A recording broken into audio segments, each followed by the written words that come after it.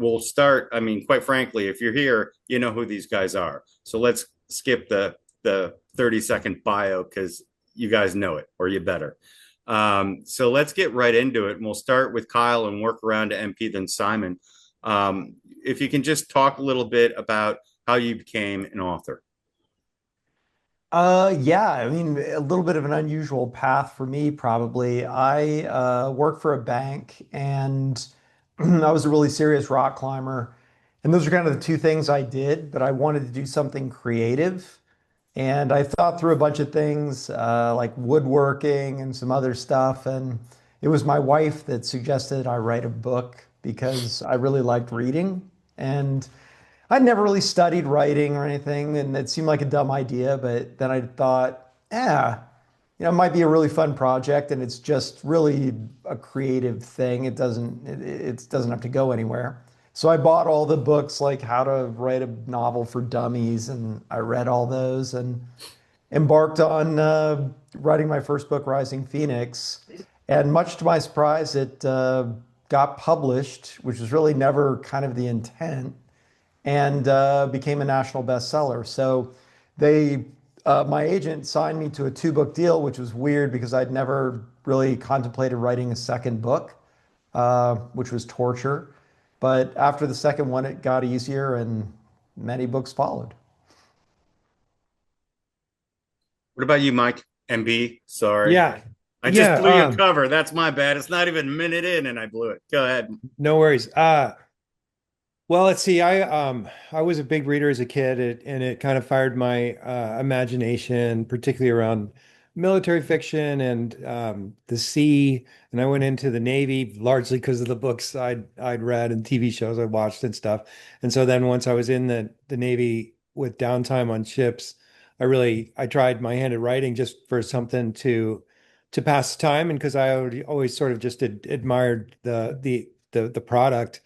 And then that didn't really go anywhere. And then I ended up in a busy career in tech, and finally ended up with Amazon Prime Video. And so all of a sudden I was kind of close to these content creators and showrunners and screenwriters and guys like that. And I started to see sort of story creation and marketing up close. And that made me return to that idea of writing, but to approach it a little bit differently, more like with the audience in mind. And because streaming had evolved so much, it had changed, I think, storytelling in general. So I went back to it while working full time, and kind of like Kyle said, that when I sent it into agents, and I was sort of surprised that it all got going really, really quickly to a multi-book deal and things like that. And then yeah, then things have progressed, and it's gotten easier and faster, and the pace keeps picking up. But that's how I got into it. Simon, how about you? Yeah, listen, hi guys. I'm super excited to be here today. There's a lot of you that I see names and I recognizes from my social media, so it's a true honor to speak with you today. And I'm going to steal a little bit of Kyle's and Mike's answer. Like Mike, I was a big, big, big reader when I was young. I was a lonely child, and I went to Old Orchard Beach with my parents, and my mom used to go to the library and pick up huge stacks of books for me to read in the 2 days it took us to drive from Montreal to Miami.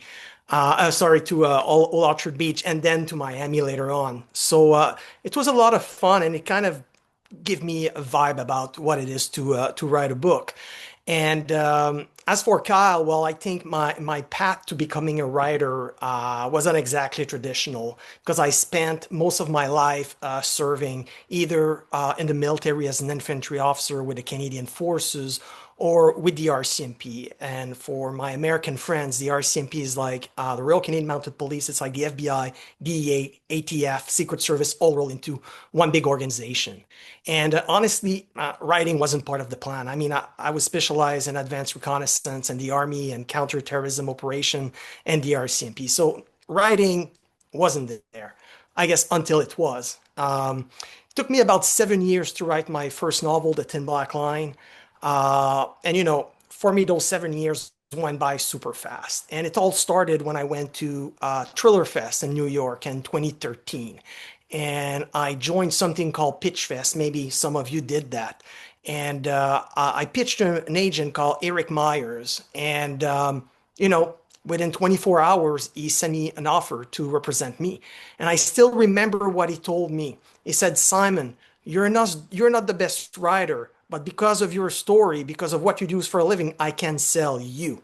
So I kind of took it to heart. And, since then, I've written 16 novels. I'm currently working on my 17. And I don't know about Kyle and MP, but I work with three different publishers. My debut was published by a small independent press in New York. Then I work with Penguin Random House when I was writing for the Ludlum Estate.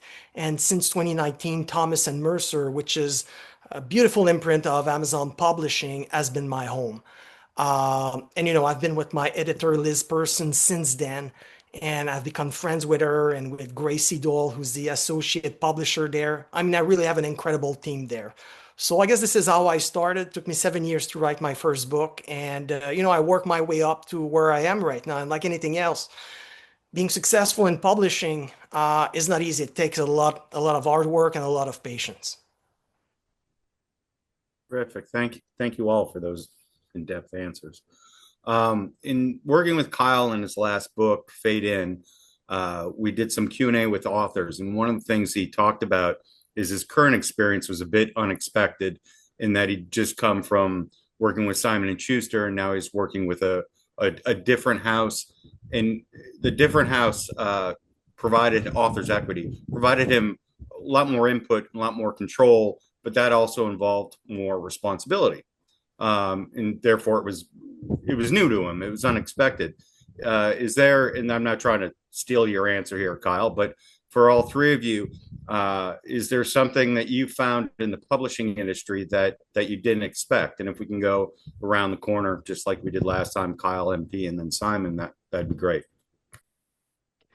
Yeah, I mean, I guess for me, the complexity of putting together a book, I had written. It's kind of surprising to me, but I had been writing for other authors. So first for Robert Ludlum and then for Vince Flynn for like 15 years.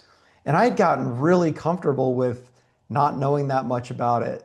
Like, I mean, I wrote the books and you had kind of the luxury of turning them in. You'd talk about the covers and titles a little bit and stuff like that, but they weren't my books. So it in some ways is kind of a cushy gig. And then you go out on your own, and all of a sudden, I mean, they're asking you, what graphic you want for the page breaks and stuff. I mean, it's just like you can get down to very fine minutia.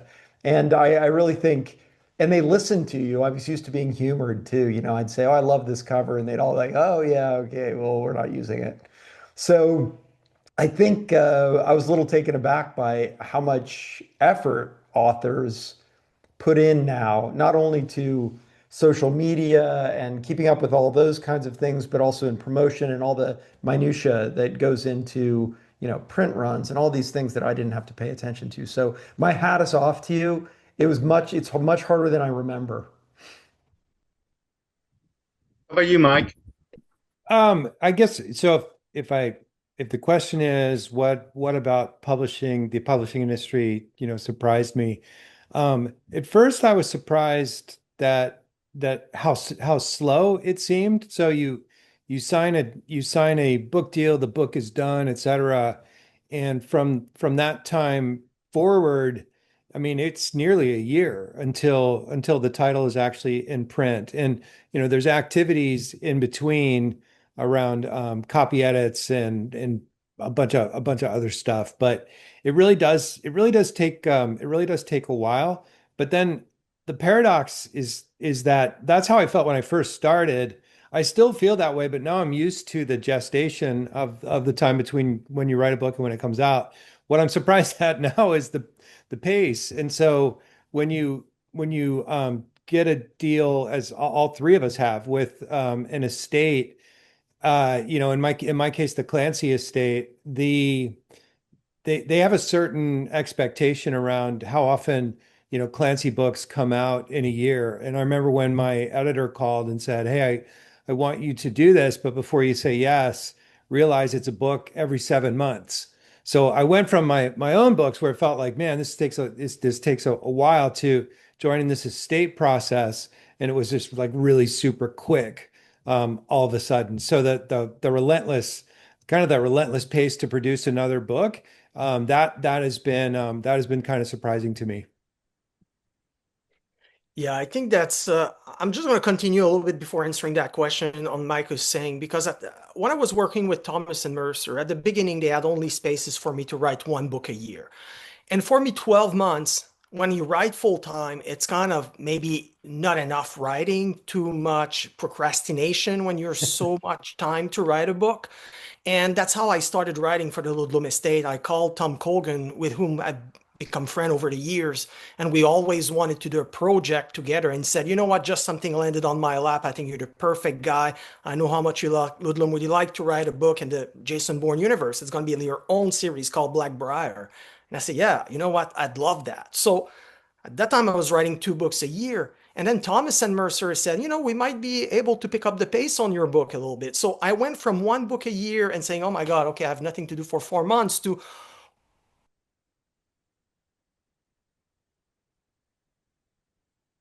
writing tip for you are aspiring writers. I know this is not the question, just pops in my mind. I think I wanted to talk a little bit about this. Is that I used to be what we call a pantser. I didn't know where I was going. I started a book and I just write it to the finish line. But when you have 3 books a year that you need and people are paying you to do it and they expect it, I started outlining. And it saved my life, honestly, because it was a question of survival. I wouldn't be able to go off and start writing 3 different stories if I didn't know where I was going. So just wanted to talk a little bit about that. And to to answer the question, something that surprised me in the market, I think I didn't expect publishing to be so damn competitive. And I think I'm not the only one thinking that, because I look online a little bit, and a lot of people are saying, well, why aren't Barnes and Nobles and independent bookstore picking up my books?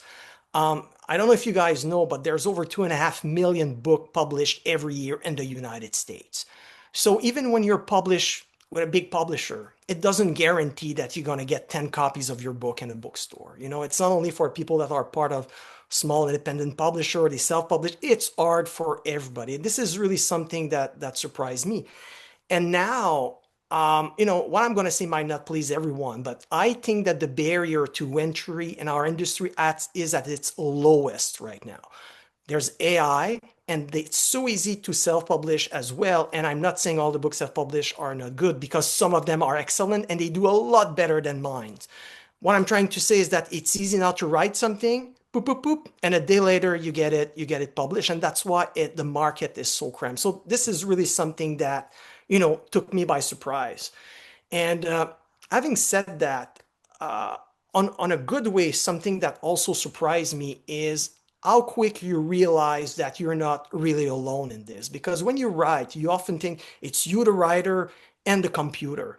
But as unpredictable as this business is, once you have your crew and your friend that you make during conferences, um, it become a team sport, really, publishing. So this is something else. I thought it was really me and my computer, but in fact, there's an entire team bringing a book to life. So these are the two things that really, kind of surprised me, or I thought was really interesting in publishing. Okay, terrific. Thank you. Okay, last question for the panel from me, then we'll get into the attendees' questions.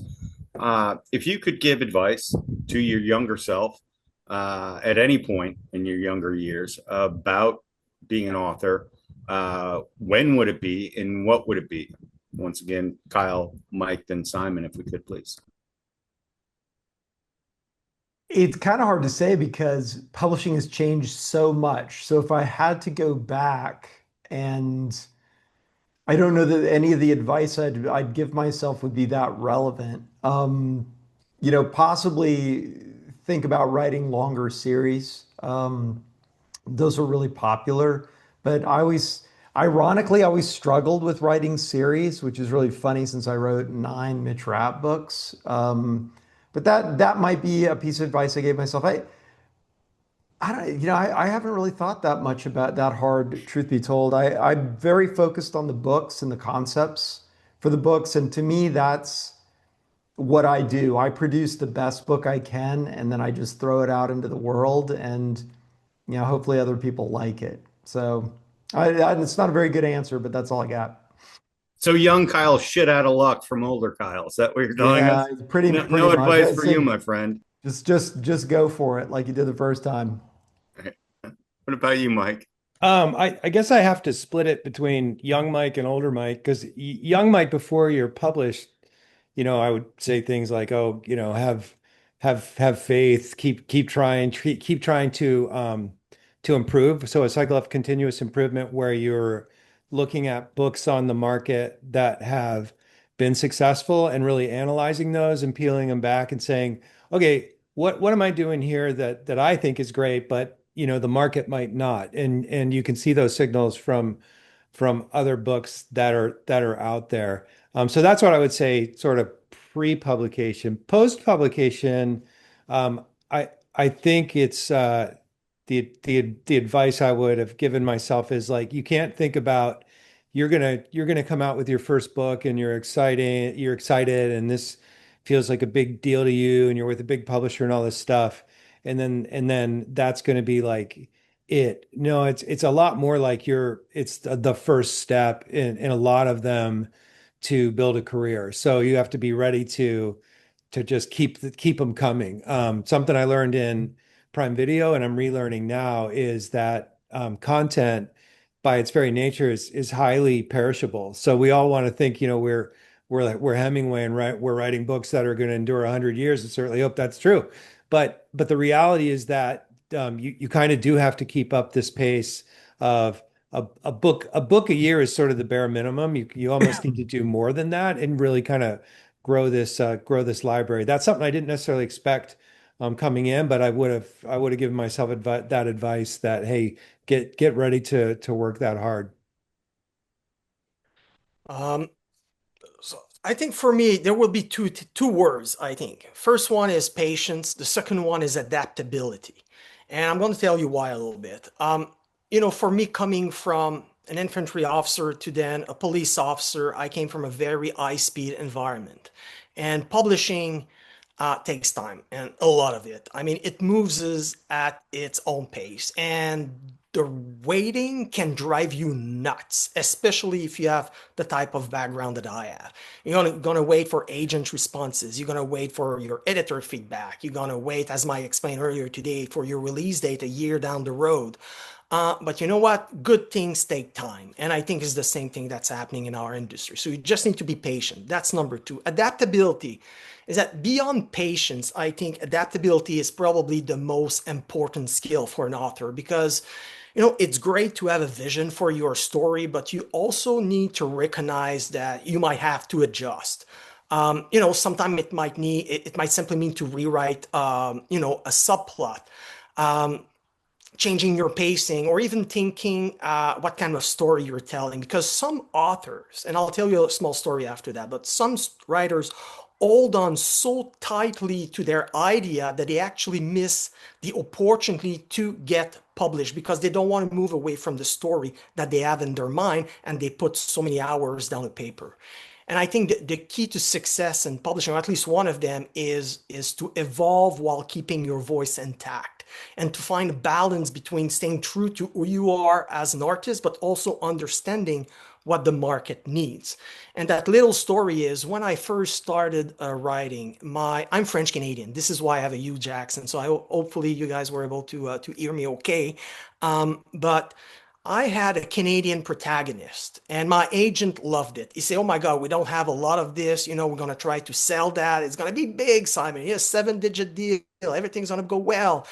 And it ended up being rejected by every publishers. They all send it to their board meeting and say, "You know what? Simon as a Canadian protagonist, really cool for Canada, but it's not going to sell in the US." So my agent got back to me and said, "Would you be willing to change your protagonist from Canadian to American?" And I said that, and it took me a while to rewrite the entire story. But you know what? That book sold really quickly. So this is what I mean by adaptability. Sometimes you need to take a step back from your own work, analyze what you say, and what does the market tell me, and listen to it and go for it. Terrific. Thank you guys for fielding my questions. Now we're ready to get into the questions from the attendees. Uh, I'll call out a name. If you want to be on camera, make sure your camera's on. Make sure you unmute your microphone. I think the first one up, we've got John with the question, John Brooks. And if you're ready, John, and hopefully Lisa can pull him up. There he is. Floor is yours, sir. If you could write a book in another genre, what would that genre be? I'm going to take this one first because I'm actually thinking about doing something with my wife, and it would be a rom-com. Because I'm a big fan of rom-com. When I watch movies, I think these are super cool. And I'd like to get away from the super serious thriller. And you guys will be the first to know. I'm presently writing a book. It's a standalone that's coming out from my publisher in 2027. They already bought the book. And it's going to be a funny adventure. It's not going to be a spy thing and or a military thing. And the way my publisher called it, they say it's going to be a palate cleanser between your more serious series. So I'm actually living the dream right now. I'm really enjoying rom-com and funny adventure storytelling. So this is this is my answer for you, John. That's awesome. Uh, For me, I already did kind of. I wrote a book called Smokescreen many years ago that was in the first person, and it was kind of a general fiction about the tobacco industry. But if I was going to do another one, I think I'd like to delve into sci-fi because I love technology and stuff. And I actually have an idea for a sci-fi book that I'm sure I'll never write, but I think about it a lot, which is fun. You should write it.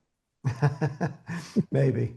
and for me, I'm currently working on a advanced degree in history, and so I really love history. So historical fiction would be what I would want to do, and those were some of my favorite books growing up, like Stephen Pressfeld and Patrick O'Brien and guys like that. Just I thought were great. Very cool. Well, just want to say something, John, because Mike just Yeah, said he's studying history and everything. I'm just gonna want to do a shout out to him because he has a new book out called Red Tide. I don't know if you guys read it. I read it when I was on vacation this summer, and oh my God, this is a fantastic. If you're into big, epic military storytelling, Mike's the guy. His book is fantastic. It's called Red Tide. It's like Red Storm Rising by Tom Clancy, very similar but different at the same time. You know, if you're into history and military, Red Tie is the book to buy. very Hey, excited. thank you, Simon. Checks in the mail. Appreciate that. All right, next up, let's do Dawn. We can pull her up and make sure you unmute it, Dawn. There we go. You're all set. Hey guys, thank you for being here and allowing us to chat with you for a little bit. One of the things that I always wonder about, I told Kyle he has a crystal ball about things that happen, but there's similar stories, and I wanted to know what kind of steps you go to make yours more unique, or make it more you. So somebody isn't saying, oh, well, there's another one just like that. I don't really think about it that much. I mean, you have your own voice, you have your own ideas, and yeah, I mean, there's a lot of ways to kind of skin that cat. But in the thriller genre, you're always going to, you're going to be talking about Russia or China or terrorism and, these kinds of things. So I think there are a lot of stories to tell about similar themes. And I'm not sure that anybody's really ever said that to me that, oh, this seemed, too much like another person's book. And when I have written one, and I found out, I'm like, oh, somebody wrote a very similar book. I seem to be the only one that noticed, so it doesn't seem to be an issue. I think I would answer that, Don, by saying that there are like you could take a step back, I guess, and say, yeah, there are plots where it's about a defector or it's about, a prison break or whatever, and there's similarities there, and that those themes kind of carry forward. But what changes are the characters and the set of characters and the interactions between those characters. So I too don't worry about it too much because it's the what differentiates I think novels from like movies is you can get so much more in a character's head and make that kind of psychological tension be the thing that is the fun part to read about. And that by its nature is going to tend to be different from other books. I think even if you gave the three of us a full page detailed thing and said, write a book about this, you'd end up with three really different books. Exactly. Kind of Mike stole my answer because yes, there's so many plot that you can do about the same story. First of all, I'm a news junkie. I consume at least 90 minutes of news every day. And I go from the left to the right. I go Fox News, CNN, MSNBC, doesn't matter for me. I'm just trying to get it all in and get my own opinion and judge. You know, from Canada, we have another perspective as well, the way we look at the US. So for me, it's super interesting. I don't think there's any way I'm gonna have a blank page in front of me, not knowing where I write. But to go back to what Mike was saying, I think the important, even in our genre, is to have character-driven story instead of plot-driven story. And when you have character-driven story, it doesn't really matter what the story is because people that read your book, they know the terrorist will die at the end of the book. They know we'll win the war. What they don't know is what happened to the character. Will the relationship with his husband or girlfriend will survive the struggles in the book? I think this is why people are coming back to our genre. It's not about who's winning the war or who's surviving. You already know that when you start the book. So I think this is about write a character-driven story, and I think it's impossible that we're going to have the same thing because our mind work in different ways. Very good. Great. Thank you, Don. Thank you. All right. Next up is Dan Ford. Dan's been hammering away at the question section. So, Dan, if you can ask one first, and then we'll try to loop back to you once everybody else has a chance. Sound good? Yes, sounds good. Can you hear me? Yep. Sweet. I just wanted to ask about the co-writing process. So, yeah, how different is it obviously from writing your own series? Do you kind of do the outline together and then go chapter for chapter with whoever you're writing with? Or what's your process for that? I think that was a little bit for Mike regarding Jack Carr, right? Yeah, but then everyone, I think everyone as well, like Simon's I had writing a never series. done that, so Oh, you haven't, Carl? Okay, well, cool. all my co-authors had passed away, so Okay. there was minimal participation. Well, and yeah, and so so I've done it now two ways. One with in the Clancy series, and like Kyle said, Tom Clancy died in 2014. So the way that process works is that you tell the editor up front, this is what I want the story to be about. They kind of clear it with the estate, et cetera. And then you go away for like 5 months and write the book. So there's no collaborating, there's no co-writing at all in that.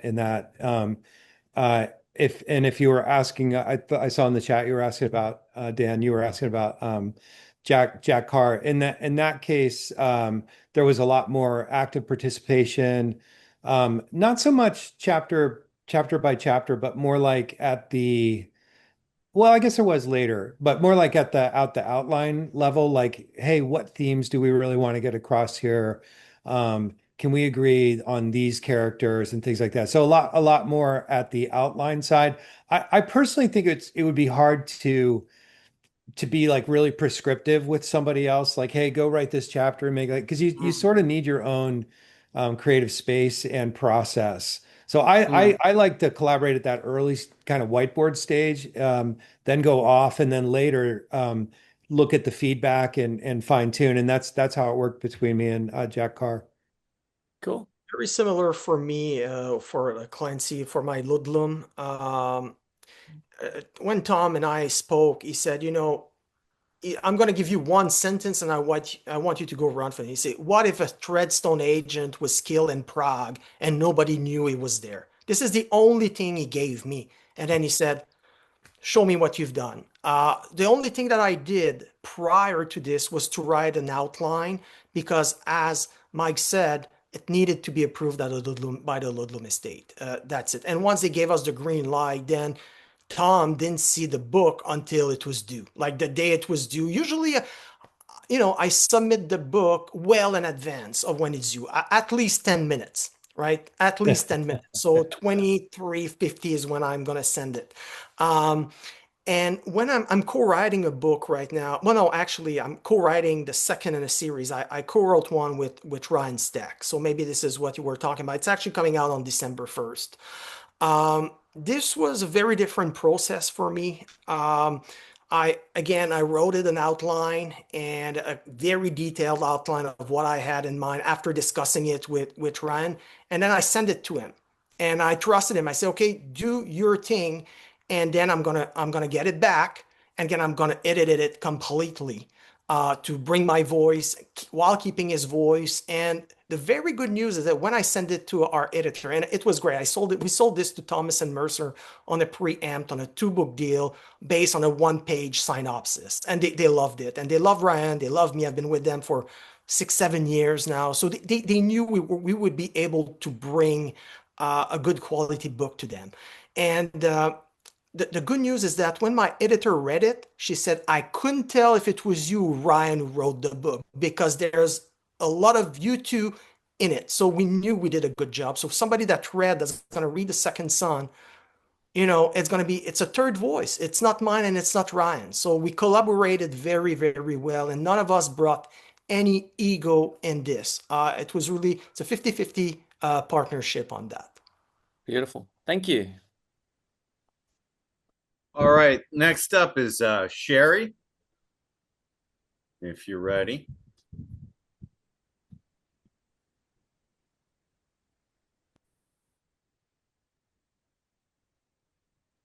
And if not, I can ask the question for you. Sorry, I had trouble on finding the unmute button. My question is about AI in writing. I know it's come up a lot in the past year or so, and just wondered what you guys' thoughts were on how AI was going to impact writing books and then also how readers saw books. It's a super interesting question. I'm thinking a lot about this, about my author friends, and I wouldn't like to be in the shoes of a writer that's never been published before. For me, Mike and Kyle, we've been writing years before this even existed. So our editors know our voice. They know that we come up with stuff and stories without using AI because it simply didn't exist. But right now, I've had that discussion with them, and it's really hard to trust if a writer is actually writing his own books or not. I don't think there's a definite answer. I think it's very challenging for everybody. I think it could be a great tool for research, but then I think we'll all agree, Colin and I will agree with me that they stole our work to make their generative AI. So this is a big concern, but I don't think it's going to go away. I think it's here to stay, and somehow I'm going back to the word that I talked about earlier in this panel. We will need to adapt if we want to survive. Yeah, I think it has a lot of interesting facets. I wouldn't say it's great for research because it's not reliable. Um, as far as like getting it to write your books, I guess, but that's the part of this job I like. So I don't think I'd hand it over. Um, One thing I think might be coming that's an interesting application of AI I think people can get their own personalized books. Because, I mean, it's so easy, even if you wrote the book, to change it. And I find people, I mean, I've been in this business for a long time, like 30 years or something.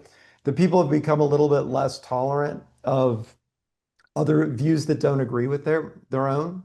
And so you could really have a system in which, particularly a company like Thomas and Mercer that has very high level of technological sophistication, and you could go in and say, yeah, but I want it to be, I don't know, gay and Democrat. And then, you'd have a Mitch Rapp book in which, he's a gay Democrat or something. And so it'll be interesting to see if people will become very very selective about what they read, that it'd be in a very, very narrow plot line and points of view. And I think that's something we've seen with the internet in general, that people tend to go in the direction that we're in, even with cable, in their own direction and live in their own little bubble. And I'll be interested to see if that is something that occurs. Yeah, I just throw my 2 cents on. I think on the positive side that I think it can be a good research tool in that, before you type something into Google, you get a million links. You have to spend a lot of time reading those links. Now you can sort of make a much more direct question, but I think machine learning's been heading that way for a long time. The level of sophistication that we're seeing now, I think that it's terrible that it does go and steal authors' works, and clearly there needs to be some either legislation or some kind of self-policing. I mean, if you go out tomorrow and try to do a video, a book trailer video, and you want to involve, a Tom Petty song and put it on YouTube, YouTube immediately flags it. So does Facebook, everybody else. So clearly these tools exist to sort of ferret out something that's not original and that's copyrighted and that was made by a creator. And I think AI needs to adapt to that. I worry. I think Simon's exactly right that it's going to, if you don't have a brand as an author, I think AI is going to make it much more challenging to rise above that, because my fear is that a lot of people will opportunistically use AI to write books that aren't necessarily good, but they're really easy to get done. And then they put them into self-publishing, which accepts kind of anything. And so all of a sudden you have this massive sea of content out there. And I don't know that, there will probably be some solution in the future to sort of take care of that. But I think that's about where we're going to be in this cycle, unfortunately. All right, thank you. Next up is Michael, and same as with Dan. If you can choose one, and we'll circle back for any others you have. All right. Well, I'll hit to the one that's closest to home here then. I'm like a lot of authors, I'm a natural introvert. So I'm curious about ITW and things like that as a place where I could make contacts that with authors, successful authors that could at some point say, yeah, I'll read your debut, or I'll read your book, and with the long-term aim of blurb my book.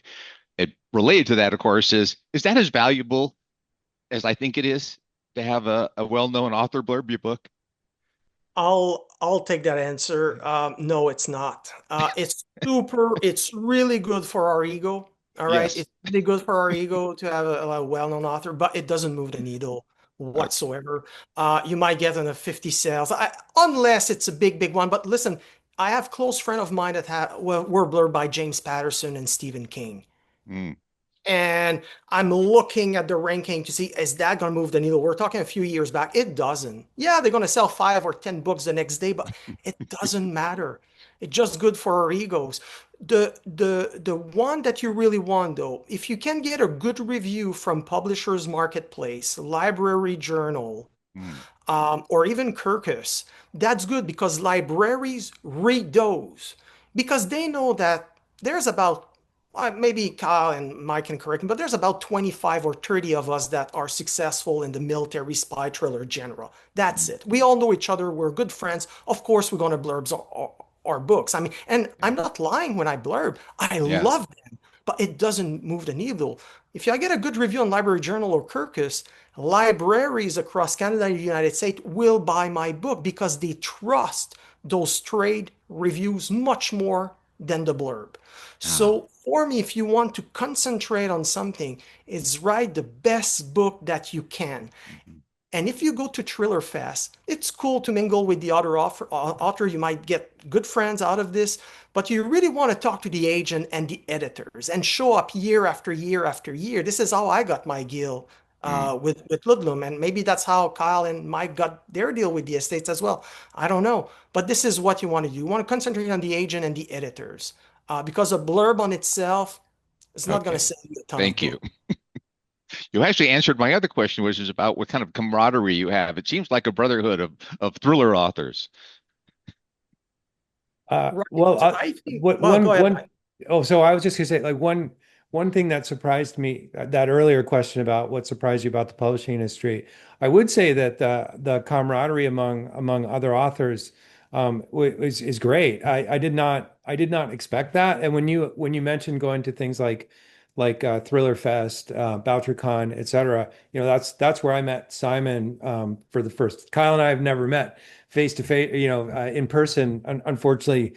But that's where I first met Simon, and then that turned into kind of an annual dinner, et cetera. And so you get to know these guys, and that's really handy too when you go to publish, because my heart just warmed so much, like some of the support I got from other authors. Like Simon just mentioned, Red Tide was a great example, right? And he was generous about putting it on X and things like that. So networking within the industry is a lot more valuable than I realized. So I know your question was really originally about blurbing and things like that, but just getting to know the other authors, like your fellow travelers, that has been much more valuable than I ever thought it would be. Thank you. Kyle, anything you want to add, or are you good? I'll leave it at that. Yeah, I Oh, think I think they've answered the question. okay. Next up is Christina, who's submitted two questions. So once again, if you could use one, and we'll see if we get back. I guess I'll ask, oh, I'm unmuted now. Sorry, there's a message across all of your names. MP, was it you? No, I'm sorry, it was Simon. You talked about changing genres and going into rom-coms. And you said you were doing it with your wife. Is that a co-authoring project then? Will her name be on the book as well? It won't be for now. It might be at some point because she's working on something on her own. But my wife is a good collaborator with me. We talk about my books all Right. the time, even if her name is not on the cover. And I think your question is about if I'm afraid to lose readership if I change That's genre. a big change. And It the is. It thriller is. world has men and women alike, but the rom-coms tend to be towards the ladies, the female Correct. persuasion. And do you think you will appeal? It's a super good question. I'm glad you asked it. And I'm in a very privileged position because my publisher is Thomas and Mercer. They know exactly who's buying my book, the demography they're buying my books, and I know 55% of my readers are women. My Really? In only the job, thriller genre? yeah, my books are 55% of my buyers are women. And I know exactly which city they bought it from as well. It's really good demographic data I that I have guess. access to. Um, my only job, my only concern is to write the best book I can. And I'm trusting my team to bring my books forward to the people who will enjoy it. Right. So the way I understand it, it's not because you bought one of my previous book that Amazon will recommend you to buy this one. Maybe they will, maybe they won't, I don't know. But it would be a concern if I was with somebody else, with another publisher that they don't know the data, they're gonna send it at the front of the Barn and Noble's bookstore, and somebody pick it up because it's a Simon Gervais book, and they say, "What the frick? There's no spy, there's no Right. violence. The Right. guy is fighting in an alley in No Paris bombs. with a French baguette instead of a gun." They would be disappointed. But I'm trusting my publisher to find the right readers for this book. And I guess time will tell. We can have that discussion in 2028 because that book would come out in 2027. So Did they we'll make see. you do some samples of rom-com writing before they agreed? No, they actually trust me. They know I can deliver. And I guess we'll see. But I'm very confident. I actually I sold a book on a one-page teaser. Okay. And they thought it was funny and that it was very interesting. It's not something that they have seen before. The plot line, the storytelling. So they kind of trust me to do a good book. I look forward to it. Thank you, Christina. I appreciate it. No problem. All right, next up is Jerry. So, hey, good afternoon, everybody. Can y'all hear me? Yep, go Awesome. ahead, So, Jerry. hey, Kyle, it's been a while. Again, Mike and Slam, don't know your work yet, but after this, I'm going to start picking it up. As for those that know me, I'm a huge Mitch Rapp fan. So, obviously, I know Kyle's work very well. But just in general, I know this is a very hard question and it depends, but you all talked a little bit about, one book a year or 3 books a year, or 7 books a year. So once you start a book, and I understand there's different ways to do it, but once you start a book, what generally is the timeline to write to say a 300 or 400 page novel? What kind of time is that?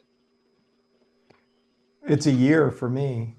I'm a little bit of Okay. a dinosaur. Again, I got this business a long time ago. And I mean, I remember when everybody was freaking out that, Stephen King was writing too many books and it was going to destroy his career. So it was always a one book a year for me, and I've stuck with that. I couldn't do more than that. And I admire the fact that these guys can work that hard and produce so many good books, but I could do one a year.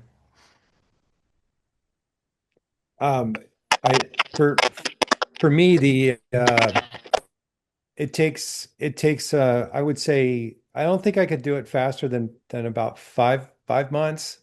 And the first the first month is really kind of like getting in the right space and getting to know your characters and outlining and Simon mentioned earlier that whole thing about a pantser versus a plotter. I'm a huge believer in the outline and getting everything kind of set up front as much as you can. And there'll be stuff that goes in later. But I spend that first month doing that kind of stuff and then try to just focus for the next 4 months or so. And I would love to have, I mean, I would love to do a book a year. For at least for the Clancy stuff, it is, like I said, it's a book every 7 months. That's kind of the job. So you sort of have to accept the hand you're dealt and figure out a process to do it. I don't think I could go any faster than that, and I've had to adapt processes to try to get there. I think you need to be honest with yourself when you get offered these big opportunity. Mike is doing a terrific job with the Clancy. Honestly, better that could have. I feel he's doing a much better job that I could have ever have done. But I got offered that gig and I turned it down because of the schedule that Mike is talking about. I had Mhm. too much on my plate at that moment when that gig was offered to me, and I was very polite. It was a huge honor to be asked something like that, but I just couldn't do it. I couldn't take the pressure with everything else that was going on in my career. Um, and it turned out perfect for Mike, and it turned out perfect for the Clancy estate because again, I know I'm praising Mike nonstop today, but his Clancy books are phenomenal. Well, I'm reading Criminal I wouldn't have the Velocity. job if you hadn't turned it down, Simon. So say whatever you want. It's they're great books. As for my process right now, what I do, I'm a little bit like my 5 months is about the best I can do. In 3 months, I was going to be outlining. I'm going to outline 10 to 15,000 words. I'm going to do dialogue. I'm going to do all my twists and turns. There will not be any more surprises when I actually start writing the book. And once I have this outline, 2 months, I have more than enough to write a book because I know what's going on. I just need to expand a little bit more. So this is my process. It works for me. It might not work for you, Jerry, or for Mike, or for Kyle. Everybody has his own thing. And it took me a few years to adjust to this way of writing. Before I was a pantser, and at some point I crash and burn because I realized I just lost 2 months of work because I wrote myself in a corner and I didn't know what to do. And when I was a pantser writing only one book a year, I was a master procrastinator at the same time. So I waited until last second until I had a gun to my head to actually send it to my editor. And then I realized, no, this is not fair for my readers. This is not fair for me. This is not fair for my editor. I need a better process. And I came up with this one that I've been doing for years now, and I'm loving it. Okay, we've got only a few minutes left here. So what we're going to try to do is rapid fire, where we've got 3 questions, one for each author. So the first one up is John Brooks, and he's got a question for Kyle.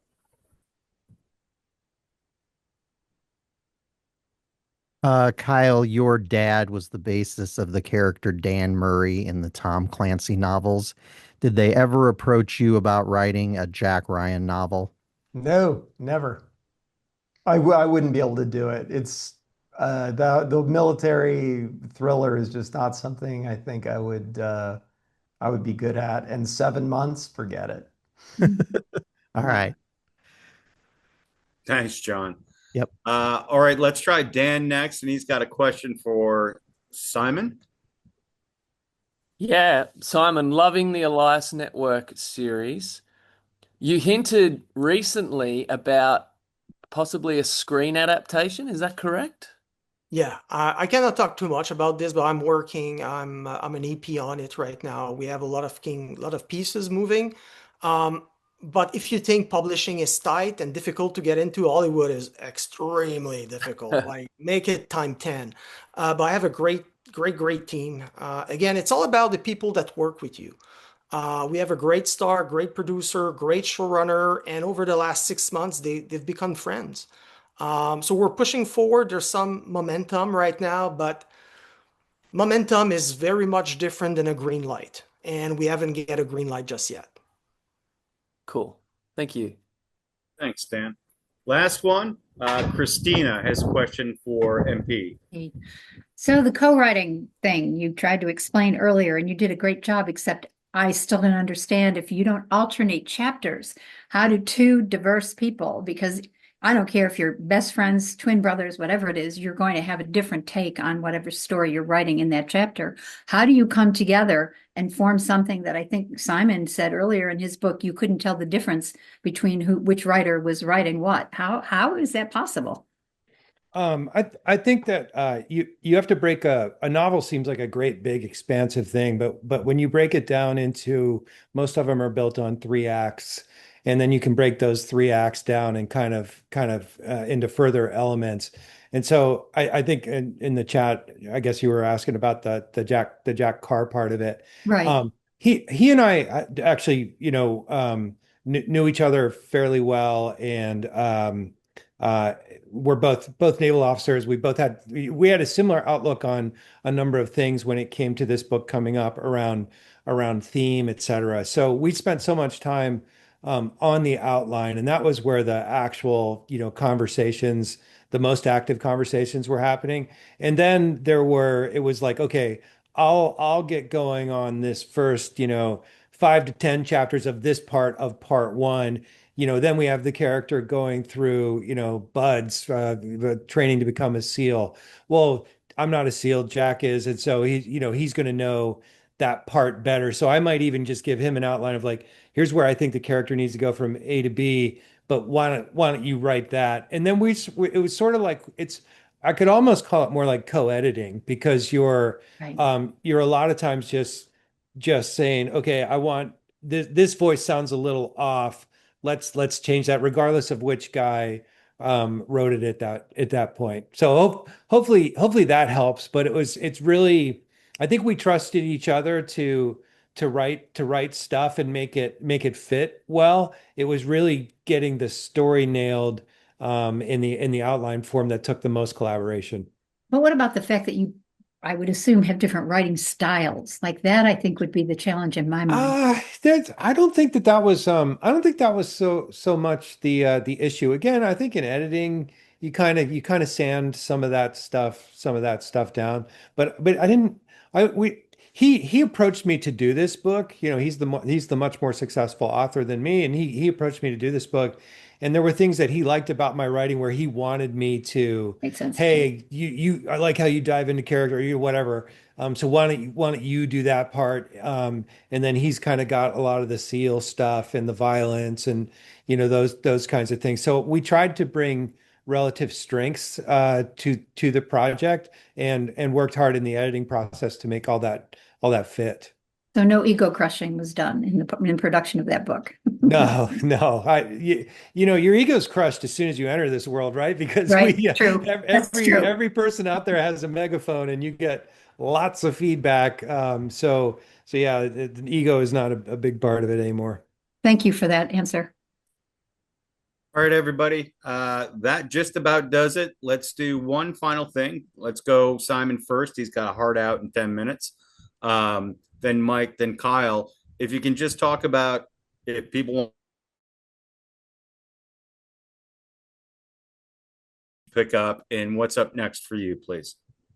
So the last book that came out, The Elias Enigma, for me, came out July 8th. You can get it on Amazon. It's the book two in my Caspian Anderson series.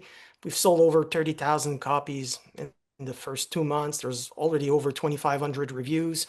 If you want to read the first one, The Elias Network came out in November, 250,000 copy, 17,000 reviews on Amazon. I think if you like the spy stuff, but character-driven story, I think this could be a good book for you. The third one is coming out next summer called The Elias Conspiracy, and it's ready to pre-order as well. And finally, I have another book that's coming out in December 1st, the one I co-wrote with Ryan Steck. It's called The Second Son. It's a little bit more like a police procedure with a little bit of spy sauce in it. So hopefully you'll buy it when it's going to come out, and you'll enjoy it. Thank you, Mike. So September was a big month for me. On September 2nd, I had a Tom Clancy Jack Ryan Jr. book come out called Terminal Velocity. That was September 2nd. And then on September 23rd, my book, Red Tide, a novel of the next Pacific War, came out. That book's very special to me. I worked on it for a couple of years while all this other stuff was happening. And so that one's fresh out of the gates. In 2026, I have the book with Jack Carr called The Fourth Option, a new Jack Carr series that I'm really excited about. Worked really, really hard on that book. I think he's a very exciting character. And I recently got asked to. So I'm not doing Jack Ryan Jr. Going forward. That's going to be a new author named Jack Stewart. I'm doing Jack Ryan Sr. So I have a Jack Ryan Sr. book coming in April. No, it's due in April. I think it'll be out. I think it'll be out in like November of 2026, and that's going to be an Arctic kind of near war story called The Coldest War. So keep an eye out for that one. Yeah, so I'm the lazy guy here. I turned over the Mitrap series a couple of years ago to the very capable Don Bentley.